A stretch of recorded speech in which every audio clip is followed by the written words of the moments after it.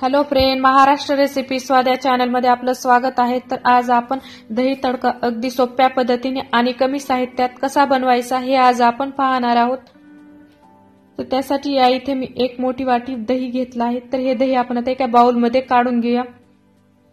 तर यामध्ये आपल्याला चवीनुसार मीठ टाकून घ्यायचं आहे।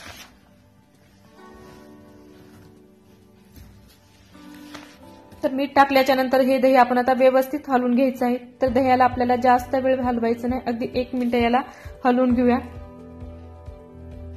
तर या इथे दही मी व्यवस्थित हलवून घेतला आहे। तर या दह्याला आपण आता तडका देऊया।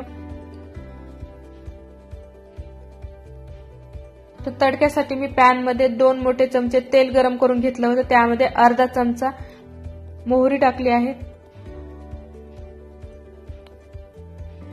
तर मोहरी व्यवस्थित तडतडल्याच्या नंतर यामध्ये आपण आता अर्धा चमचा जिरे टाकूया।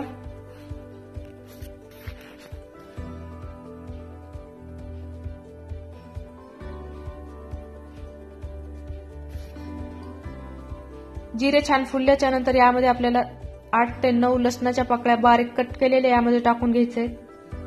तर यामध्ये लसूण आपल्याला थोडंसं जास्तच वापरायचं आहे। तर लसूण टाकल्याच्या नंतर व्यवस्थित तेलामध्ये परतून घेऊया।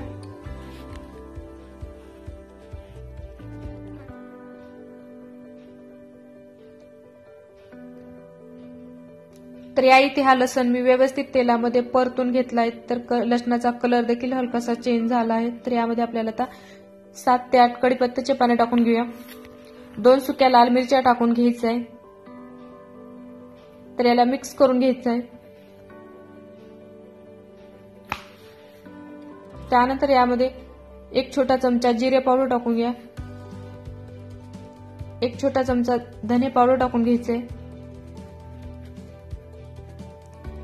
2 मोठे चमचे काश्मीरी लाल मिरची पावडर टाकून घ्यायचे। तर काश्मीरी लाल मिरची पावडर टाकल्यामुळे या तडक्याचे कलर खूप छान येतो। त्यानंतर अर्धा चमचा हळद टाकून घेतले। तर याला मिक्स करून घेऊया। तर मिक्स करून घेतल्याच्या नंतर आपण आता गॅस बंद करायचा आहे। तर हा तडका आपण आता या दह्यावर टाकून घेऊया।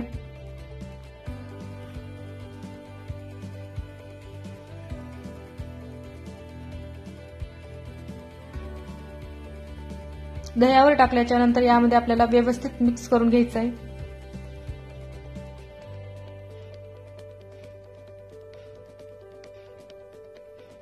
तर या इथे हा तडका मी व्यवस्थित दह्यामध्ये मिक्स करून घेतलाय। तर पहा मस्त दिसत आहे।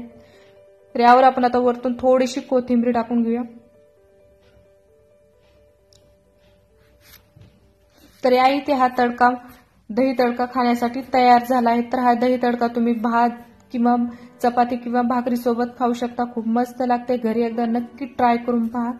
तर ही रेसिपी आवडली असेल तर व्हिडिओला लाईक करा, तुमच्या मित्रमैत्रिणींना शेअर करा। तर पुन्हा भेटूया अशा चमचमीत आणि झणझणीत रेसिपी पाहण्यासाठी। व्हिडिओ पाहिल्याबद्दल धन्यवाद।